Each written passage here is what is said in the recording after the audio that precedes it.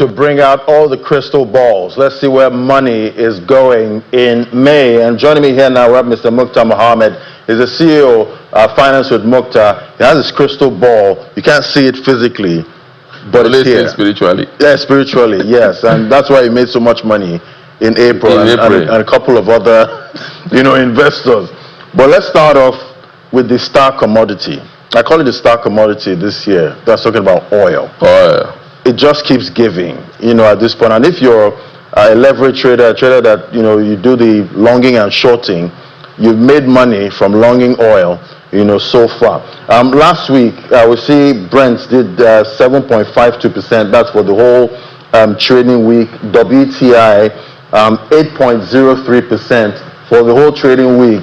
Last week, gold didn't do well. That was about 2.01% down. Silver, 0.46% lower. There we have it there. That's a snapshot for the commodity. So this remains a star. Brent, WTI, but WTI performed Brent last week. And this week again, we're kicking off in the green. What are you seeing for oil in May? Bullish. Especially we are not seeing an end to that crisis. The Strait of Hormuz. Strait of Hormuz. Right. This morning, the Iranians are planning to attack the U.S. and the Strait of Hormuz, and still also talking, U.S. is not backing down, stopping the blockage. So, and then United Arab Emirates are out of OPEC. The UAE, after 60 years. Yes, so that's another big news that will cause that supply distortion. And so all these are proven that point to the fact that the Brent crude oil will still remain the toast of investors this week, especially if you are in the oil and gas sector. Ordinarily, we say the Nigerian economy should be rejoicing, but you and I know our challenges in terms of... It's funny how we're not hearing much on the side of government revenue with oil prices so high. It's what I call government magic. Because if you see, our reserve kept going down when we thought that we could see the impact of this on our reserve. Maybe we are using that to pay off our debt. We never can. I think we're waiting for the CBN to give us a categorical statement why our reserve keep going low in spite of us gaining so much in terms of oil. But again, you look at the market, you see the oil companies are doing very well. You can see that of Seplat, you can see that of Arada. So we are seeing the positivity in the market, those equity in the oil and gas sector. But again, you are not seeing that positivity in the larger economy, that is an oil-driven economy. Rather, you are seeing the negativity because it's affecting the ordinary Nigeria in terms of cost of living. So for now, I think traders, oil and gas companies seem to be enjoying, but I think the masses, not only in Nigeria, globally, seems to be suffering. Yeah, it's a big struggle, and we've seen a couple of governments there in the African continent, trying to intervene. But in our own case, we've not seen any major intervention, and we have not seen intervention in the life of the ordinary Nigeria. We have not seen intervention in our finances. So we're on our own. We're on our own. Hopefully we get some. We'll get something. Remember, the former minister was saying that they were watching events unfolding. Now we have a new minister. Will he still be watching, or will he intervene? Yeah, we can definitely keep watching that one. And talking about OPEC, they've increased production. They agreed to 188,000 barrels per day because of the UAE dynamics there. How are they going to do it? I mean, the major supply chain is the stock trade. Then the UAE is added to it. Even if you remove the UAE, even if you add the UAE, don't forget that the UAE have not been doing any oil delivery. Just since the advent of this war, they've not been able to do any. And the Middle East has not just been in standstill. Oil is not coming out from Iran. Oil is not coming out from Iraq. Oil is not coming out from UAE, Jordan, Oman, and others. About 20% of the global oil supply chain is distorted at this moment.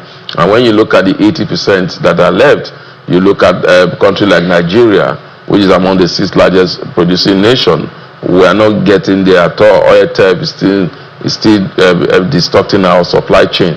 So definitely, I think that is more reason why oil will still be bullish, because I don't think the supply chain dynamics has changed. So I guess we rely on other top producers. That's why the U.S. is trying to bring in Russia, lifting sanctions out of Russia to see whether they can bridge that gap. But again, like I said, that challenge in the Strait of Hormuz is still a big challenge. 20% is huge. Saudi Arabia also, there seems to be no movement in terms of some of them are planning to shut down their oil facility because, again, don't forget that they've been attacked also. So all this is not planning out. It's planning out very negative in meeting that 188,000 barrels per day. I don't think they'll be able to make it.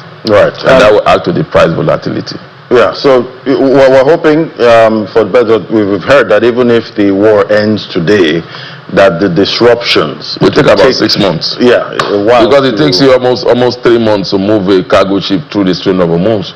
So you have those backlog. So yeah, definitely. All right. Well, let's cross the bridge of ending the war first. Then we don't mind the others. All right. So let's bring it home now. April. Fantastic trading month. A lot of investors smile to the bank. Yeah. Depending on which investor you are. Depending on which investor you are. 20.36%. So it's been a win streak now, 5-month win streak coming from December 2025. Year to date, 55.69% already. That normally used to be the overall for the whole year. But you've done that in 1 quarter. Like I always say, that if the stock market does not make any gain this year, it's okay. So if we end here, we're fine. We are fine. 57%. And investors are okay. I mean, when last did we do that? But no, investors will not be okay. Investors are always Oliver Twist. Right. So once the market you keep expecting that the market will continue to grow in that trajectory. And when you look at some of the equities listed, then you still have a large chunk of them that you think you are hopeful that they will still tick the market, especially when you look at the cement sector. You look at the company like Lafarge, even it has gone to an all-time high, about 400 and something now. And you also look at NACO after they are marked down. They have been marked down today for dividend. That's another good stock that have tricked the market with a bonus share 1 for 7. So that also is exciting the market going forward. Also, you also look at MTN. That number came out from MTN over the week, and that was huge number. You've seen that stock now moved to about 910 naira. Wow. Fantastic for the market, and there's still a lot of upside potential in that stock. Seplat is still doing magic again. The numbers are very impressive, and like we just said, oil price is still going up, so definitely they are benefiting there. Aradel, that seems to be the most talked about stock in the NGS these days. It has moved to its all-time high, closing the week at about 2,024 naira. It was just like yesterday, I remember, when Ardell got listed. At 800 and something. They had that dramatic drop to about 400 and 440 before we saw that where it is today. So that's good. Then don't forget the financial sector. 2 stocks have ticked the market. 3 stocks, you could say. Well, if you look at all of them, but when you think about 3 stocks that have ticked the market, Stanbic IBTC, all-time high, 153 naira. Zenith Bank, 135. GTCO, 135. Fantastic for the market. Even if you look at the lack of Access Bank in terms of capital appreciation, price average, that's capital appreciation 26% year on. So that still also has ticked the market. Talking about Access Bank, we did get their earnings. That's full year earnings. They joined the 1 trillion. They joined the 1 trillion gang. That's profit before tax, up 16.16%. But we see impairment charge there. That's big. And the dividend story, so far, and it was a dramatic week. Very dramatic. End of April, all the banks. Heartbreaking with dividend investors, especially. And we're seeing comments out today that it's due to the oil and gas industry, as some of these banks have some of these bad. Let's take a look at the first tier banks majorly. Let's look at the lack of Zenith. You look at GT. You look at First Bank. You look at Access, and you look at UBA. Now let's leave the GTB and Zenith because they are paying dividends and they have paid dividend. Then let's come to those 3 major banks that couldn't pay dividend because of this exposure to the oil and gas sector.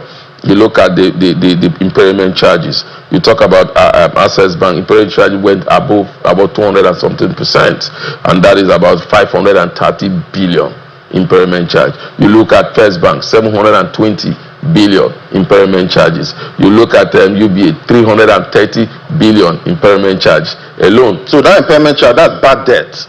It's not a bad debt. What's it really? They made provision for it. I mean, the CBN have insisted. You remember, because of the forbearance, a lot of things were being done and shareholders were enjoyed. But CBN is saying, look, we don't want a system collapse. And, you know, we criticize the CBN on their telling the bank to recapitalize without using their retail earnings. But now, like we always say, they see what we don't see.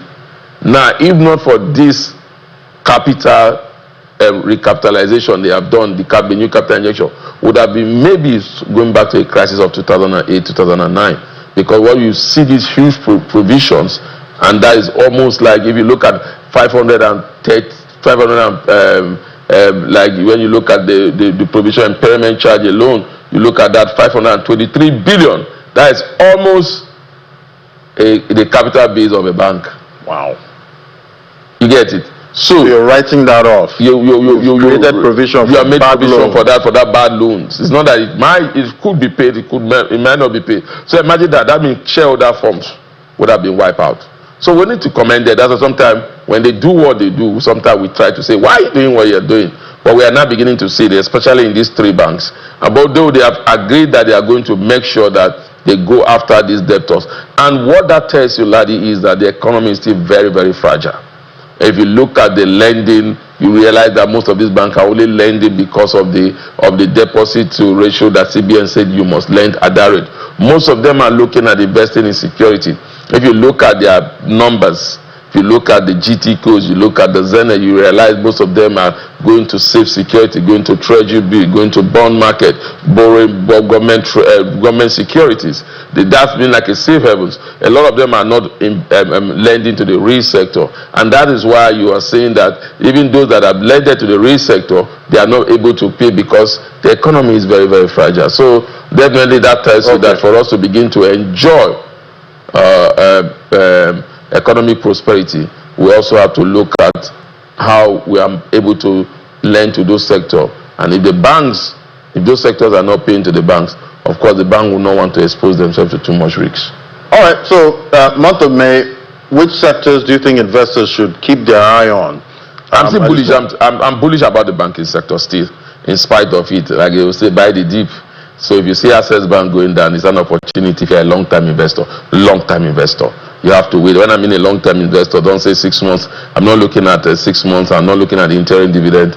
I'm looking at, you remember that news that came out that a lot of banks might not be able to pay dividend for the next 2 years. And we saw that trajectory change with Zenith Bank and Access Bank. Zenith Bank and GTCO. So if you are going into those banking stocks, like I said, you should be thinking of, before you begin to get benefit, maybe half year 2027.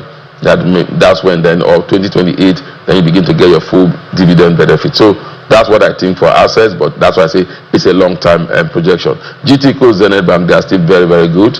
But if you see First Bank going there, buy the dip. If you see UBA going there, buy the dips. Those are opportunity for capital appreciation, but not so much optimistic in terms of dividend payout. Then you look at RRDL, it's still a toast of investors. When you look at where Seplat is, where RRDL is, definitely you want to look at that sector. I talked about NACO. NACO have been marked down. You could see the kind of business that they are doing.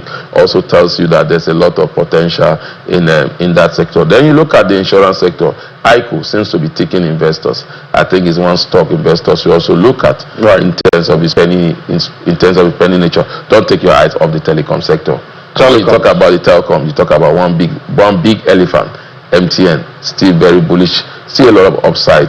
If you look at that profit, 16.something trillion, still going big and big. So MTN is one stock also. All right. So we've unpacked your crystal ball, and definitely we'll be watching out at the end of May. As he said, he's not selling in May and going away. No. At this point, he's not doing that. Thank you so much, Mr. Mukhtar Mohammed, CEO, Finance with Mukhtar. Thank you for helping us unpack what to expect from May. My pleasure, Alice Laddie. Thank you for having me. All right.